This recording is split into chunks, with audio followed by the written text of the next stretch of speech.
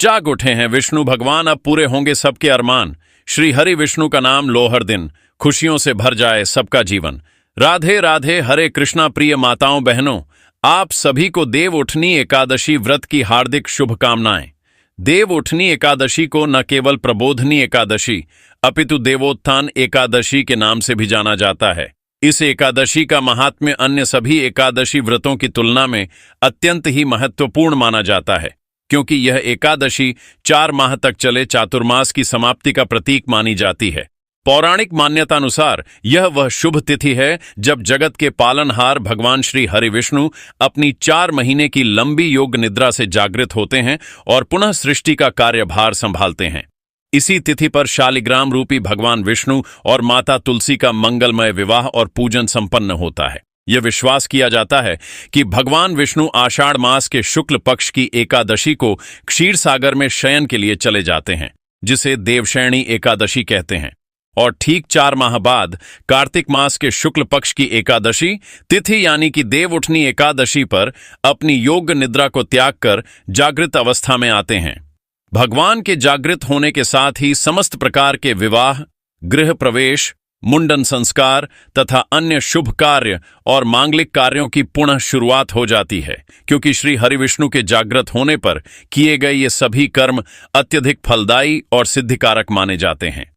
इसलिए माताओं और बहनों, आज हम आपको देव उठनी एकादशी की बहुत ही सुंदर कथाएं सुनाने जा रहे हैं। आशा करते हैं कि आप सभी इन पावन कथाओं को पूर्ण श्रद्धा भाव से श्रवण करेंगी।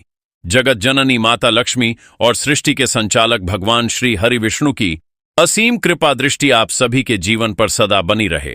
तो आइए हम सब मिलकर इस पुण्य कथा का शुभारंभ करते हैं, जो इस प्रकार है। बहुत समय पहले की बात है। एक अत्यंत समृद्ध और सुव्यवस्थित राज्य था, जिसका नाम अवंतीपुरी था। इस विशाल राज्य पर एक ऐसे राजा का शासन था जो न केवल अत्यंत ही धर्मपरायण और न्यायप्रिय थे, बल्कि वे स्वयं धार्मिक सिद्धांतों का कठोरता से पालन करते थे। उन्होंने अपने राज्य में एक अत्यंत ही दृढ़ और अपरिवर्तनीय नियम लागू कर रखा था कि एकादशी के पावन दिन किसी भी प्राणी को अन्न का दान या सेवन नहीं कराया जाएगा। इस नियम का पालन केवल राज्य की प्रजा, दरबारियों और निरीह बालकों द्वारा ही नहीं किया जाता था, बल्कि राज्य के पशु पक्षी भी इस पवित्र व्रत की गरिमा को समझते हुए अन्न का त्याग करते थे।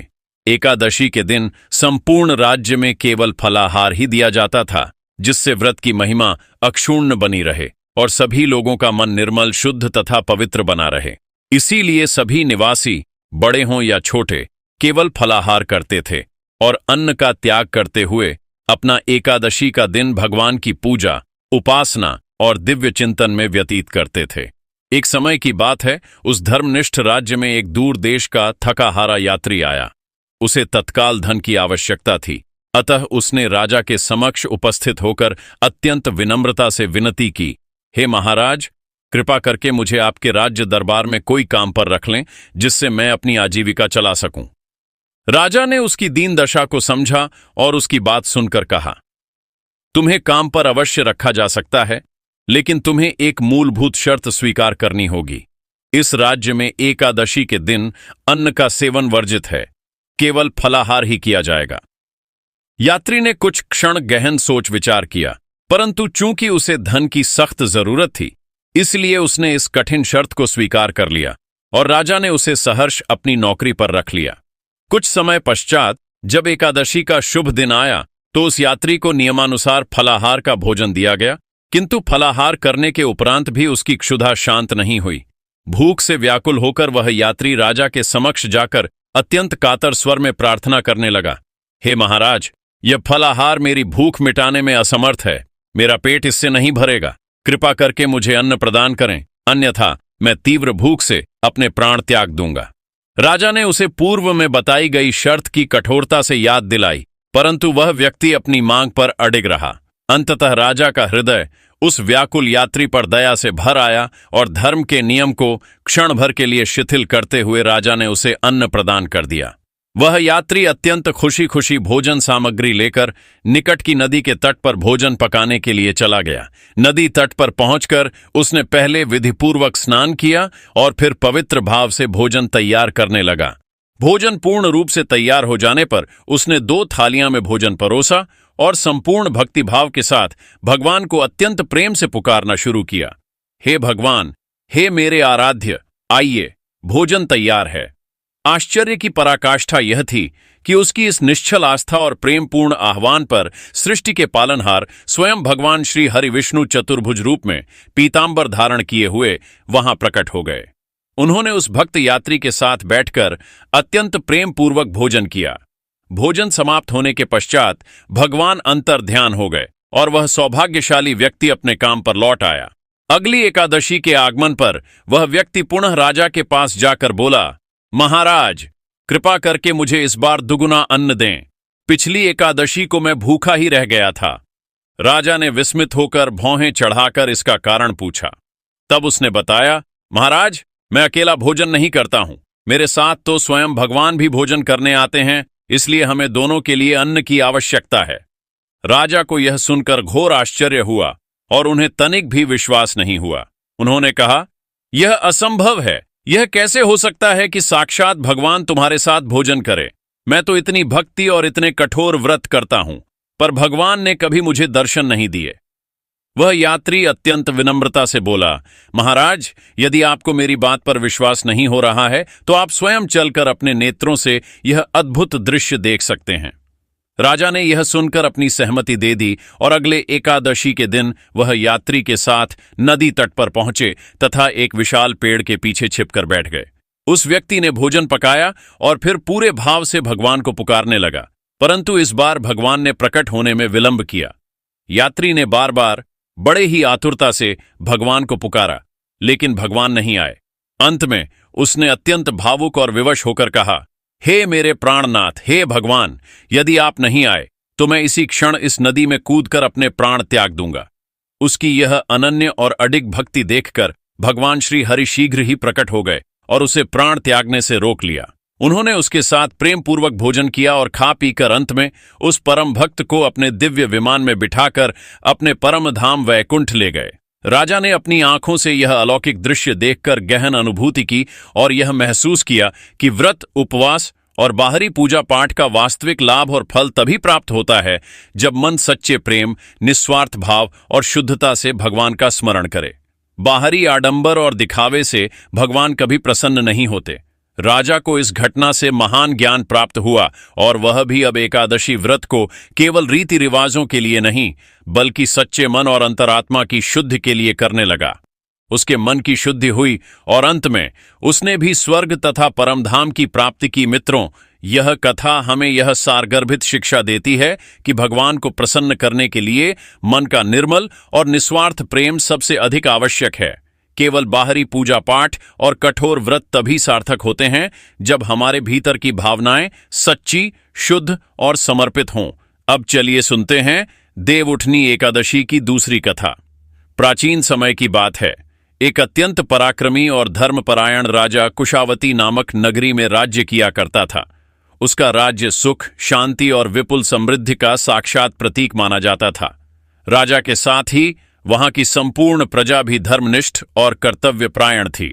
साथ ही एक अटूट नियम के अनुसार उनके राज्य में एकादशी के दिन कोई भी अन्न का क्रय विक्रय नहीं होता था और सभी लोग इस पवित्र दिन फलाहार ही करते थे, मानो यह नियम स्वयं भगवान का आदेश हो।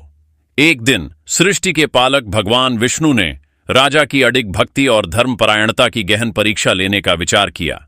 इसके लिए भगवान ने एक अत्यंत दिव्य, अनुपम सुंदरी का रूप धारण किया और नगरी की मुख्य सड़क के किनारे बैठ गए। उनका सौंदर्य इतना अलौकिक और अनुपम था कि जो भी उन्हें देखता वह उनके मोह जाल में अवश्य फंस जाता। उसी समय संयोगवश राजा का वहां से गुजरना हुआ। राजा ने उस अपूर्व सुंदरी को सड़क पर बैठे देखा तो चकित रह गए और उनके समीप जाकर अत्यंत आदर से पूछा, हे सुंदरी, तुम कौन हो और इस मुख्य मार्ग पर इस प्रकार क्यों बैठी हो?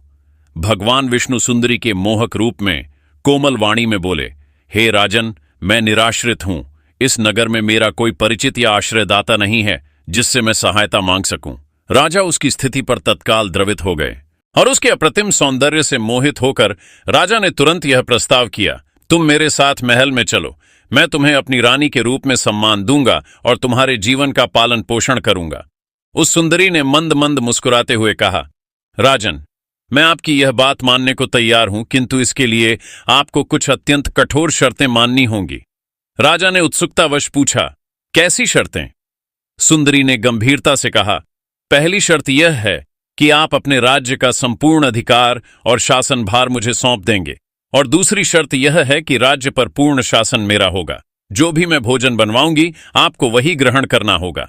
राजा ने धर्म और सौंदर्य के आकर्षण में बिना किसी सोच विचार के सुंदरी की सभी शर्तें तत्काल स्वीकार कर लीं। दूसरे दिन एकादशी का पावन दिन था। सुंदरी, जो वस्तुतः स्वयं भगवान विष्णु थे, ने घोषणा करवाई कि बाजारों में अन्य दिनों की तरह अन्न बेचा जाएगा।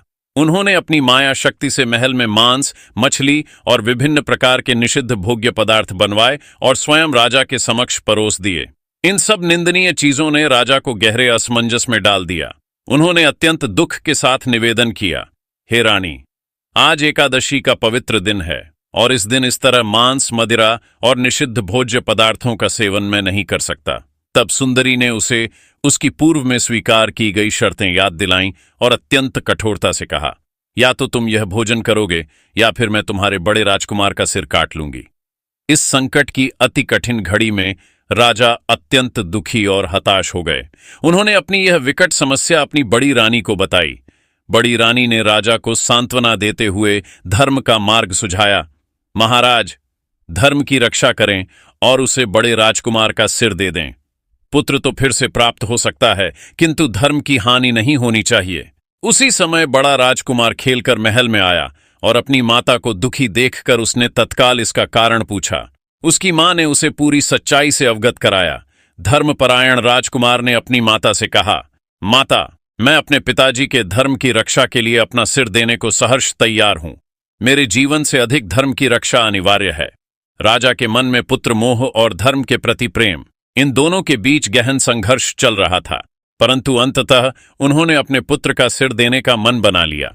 जैसे ही वह राजकुमार को समर्पित करने के लिए तैयार हुए, उसी क्षण सुंदरी के रूप में भगवान विष्णु अपने वास्तविक दिव्य स्वरूप में प्रकट हो गए।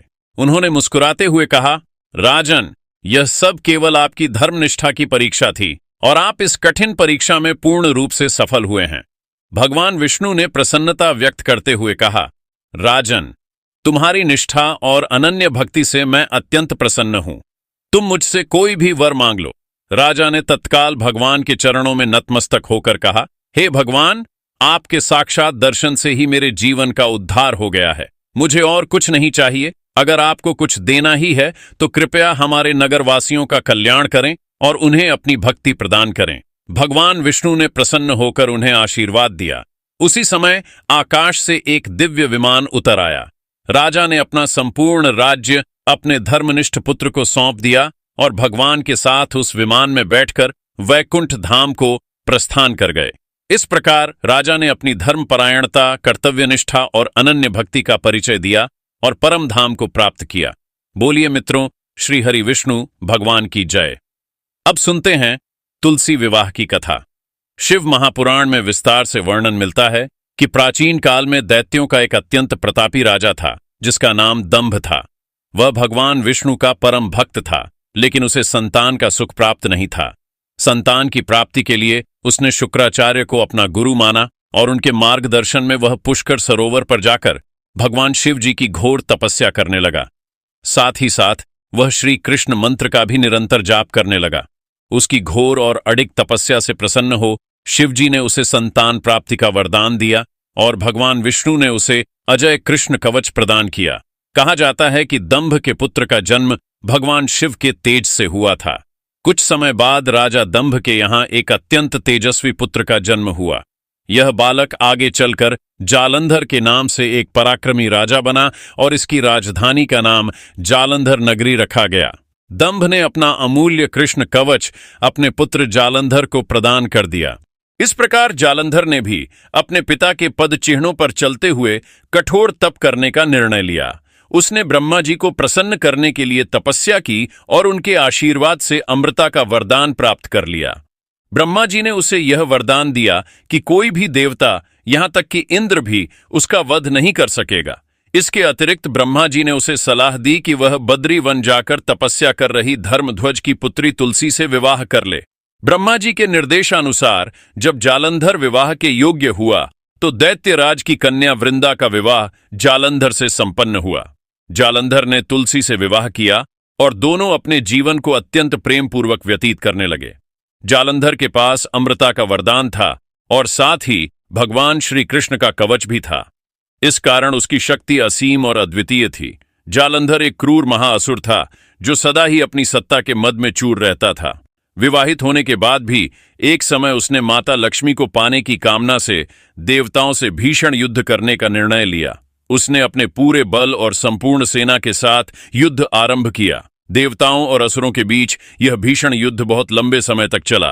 अपने बल के प्रभाव से उसने देवताओं, गंधर्वों, किन्नरों और त्रिलोक के अन्य प्राणियों को अपने अधीन कर लिया। त्रिलोक पर उसके अत्याचार और शक्ति के आगे कोई भी टिक नहीं सकता था। उसने सभी देवताओं को पराजित कर दिया, परंतु माता लक्ष्मी को पराजित नहीं कर सका, क्योंकि माता लक्ष्मी का जन्म भी समुद्र से हुआ था। समुद्र से ही उत्पन्न होने के कारण माता लक्ष्मी ने उसे अपने तेज और बल से पराजित कर दिया और उसे अपना भाई के रूप में स्वीकार कर लिया। वहां से निराश होकर वह देवी पार्वती की सुंदरता पर मोहित हो गया और माता पार्वती को पाने की लालसा से कैलाश पर्वत पर गया। उसके मन में यह विचार आया कि यदि लक्ष्मी जी न मिली तो देवी पार्वती को तो मैं अवश्य ही प्राप्त कर लूंगा। जालंधर ने माता पार्वती को छलने के लिए एक कपटपूर्ण योजना बनाई और वह स्वयं देवाधिदेव शिव का ही रूप धरकर माता पार्वती के समीप गया। मां पार्वती ने उसे अपने समक्ष देखते ही अपने योग्य बल और सतीत्व की शक्ति से उसे तुरंत पहचान लिया तथा तत्काल वहां से अंतर्ध्यान हो गईं और भगवान विष्णु के समक्ष वैकुंठ धाम में पहुंची। वहां जाकर देवी पार्वती ने क्रोधित होकर सारा वृतांत भगवान विष्णु को सुनाया। दरअसल जालंधर की पत्नी वृंदा एक अत्यंत पतिव्रता स्त्री थी और उसी के पतिव्रत धर्म की शक्ति से जालंधर न तो मारा जाता था और न ही पराजित होता था। इसीलिए जालंधर का नाश करने के लिए वृंदा के सतीत्व और पतिव्रत धर्म को भंग करना अत्यंत आवश्यक था।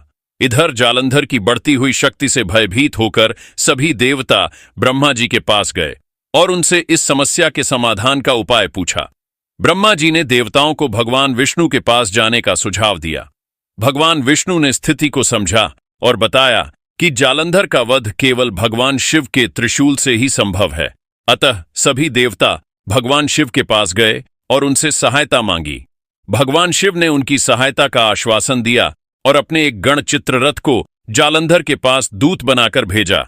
चित्ररथ ने जालंधर को समझाने का प्रयास किया कि वह देवताओं को उनके अधिकार लौटा दे और अपने राज्य में लौट जाए, परंतु जालंधर ने इसे ठुकरा दिया और युद्ध करने की ठानी। इस पर भगवान शिव स्वयं युद्ध के लिए प्रस्थान कर गए। उनके नेतृत्व में देवताओं और दानवों के बीच भीषण युद्ध हुआ, लेकिन ब्रह्मा जी के वरदान के कारण जालंधर को कोई भी देवता पराजित नहीं कर सका। भगवान शिव ने अपनी शक्ति से जालंधर पर त्रिशूल चलाने का प्रयास किया, किंतु तभी आकाशवाणी हुई कि जब तक जालंधर के पास भगवान श्री कृष्ण का कवच है और उसकी पत्नी तुलसी वृंदा का सतीत्व अडिग है, तब तक उसका वध संभव नहीं है। यह सुनकर भगवान विष्णु ने वृद्ध ब्राह्मण का रूप धारण किया और जालंधर के पास जाकर श्री कृष्ण कवच का दान मांगा। भगवान के वास्तविक स्वरूप और उनके आने का उद्देश्य नहीं जानकर जालंधर ने सहजता से वह अमूल्य श्री कृष्ण कवच दान कर दिया। इसके बाद भगवान विष्णु आर्षि का वेश धारण कर उस वन में जा पहुंचे जहां वृंदा अकेली भ्रमण कर रही थी। भगवान के साथ 2 मायावी राक्षस भी थे, जिन्हें देखकर वृंदा भयभीत हो गई। आर्षि रूपी विष्णु जी ने वृंदा के सामने छल करने के लिए अपने बल और तप से उन दोनों राक्षसों को तत्काल भस्म कर दिया। उनकी इस अद्भुत शक्ति को देखकर वृंदा बहुत प्रभावित हो गई। वृंदा ने मन में विचार किया कि क्यों न मैं इनसे कैलाश पर्वत पर महादेव के साथ युद्ध कर रहे अपने पति जालंधर के बारे में पूछूं। यह सार्षि इतने ज्ञानी मालूम पड़ते हैं, जरूर ही यह मेरी समस्या का समाधान करेंगे। हर्षि रूपी विष्णु जी ने वृंदा की बात को सुना और अपने माया जाल से 2 वानर प्रकट कर दिए। एक वानर के हाथ में जालंधर का सिर था तथा दूसरे के हाथ में उसका धड़ था। अपने पति की यह भीषण दशा देखकर वृंदा मूर्छित होकर गिर पड़ी होश में आने पर उन्होंने आर्षि रूपी भगवान से अत्यंत करुणा के साथ विनती की कि वह उसके पति को जीवित कर दें। भगवान ने अपनी माया से पुनः जालंधर का सिर धड़ से जोड़ दिया, परंतु स्वयं भी वह उसी शरीर में प्रवेश कर गए। वृंदा को इस छल का जरा भी आभास न हुआ और वह जालंधर बने भगवान के साथ पतिव्रता का व्यवहार करने लगी, जिससे उसका सतीत्व भंग हो गया। ऐसा होते ही वृंदा का पति जालंधर युद्ध में अपनी शक्ति खो बैठा और भगवान शिव के हाथों मारा गया। जब इस सारी लीला का वृंदा को पता चला तो उसने क्रोधित होकर भगवान विष्णु को शिला बन जाने का भयानक श्राप दे दिया। अपने भक्त के श्राप को भगवान विष्णु ने स्वीकार किया और शालिग्राम पत्थर बन गए। सृष्टि के पालनकर्ता के पत्थर बन जाने से संपूर्ण ब्रह्मांड में घोर असंतुलन और हाहाकार मच गया। इसके बाद सभी देवताओं ने वृंदा से प्रार्थना की कि वह जल्द ही भगवान विष्णु को श्राप मुक्त कर दें। इसके बाद वृंदा ने भगवान विष्णु को तो श्राप मुक्त कर दिया, लेकिन उसने स्वयं आत्मदाह कर लिया और सती हो गई। जिस स्थान पर वृंदा भस्म हुई वहां उसी राख से तुलसी का पवित्र पौधा उग गया। भगवान विष्णु ने वृंदा से कहा, हे वृंदा, तुम अपने सतीत्व के कारण मुझे माता लक्ष्मी से भी अधिक प्रिय हो गई हो। अब तुम तुलसी के रूप में सदा मेरे साथ रहोगी। जो मनुष्य भी मेरे शालिग्राम रूप के साथ तुलसी का विधिवत विवाह करेगा, उसे इस लोक और परलोक में विपुल यश तथा सौभाग्य प्राप्त होगा। जिस घर में तुलसी का वास होगा वहां यम के दूत भी कभी नहीं जा सकते। गंगा और नर्मदा के जल में स्नान करना तथा तुलसी का पूजन बराबर माना जाएगा। चाहे मनुष्य कितना भी पापी क्यों न हो, मृत्यु के समय जिसके मुख में तुलसी मंजरी रहे और गंगा जल मुख में रखकर निगल जाएगा, वह व्यक्ति सभी पापों से मुक्त होकर मेरे परम धाम बैकुंठ लोक को प्राप्त होगा। उसी दैत्य जालंधर की यह भूमि आज भी जालंधर नाम से विख्यात है। कथा समाप्त हुई। प्रेम से बोलिए भगवान श्री हरि विष्णु और माता तुलसी की जय।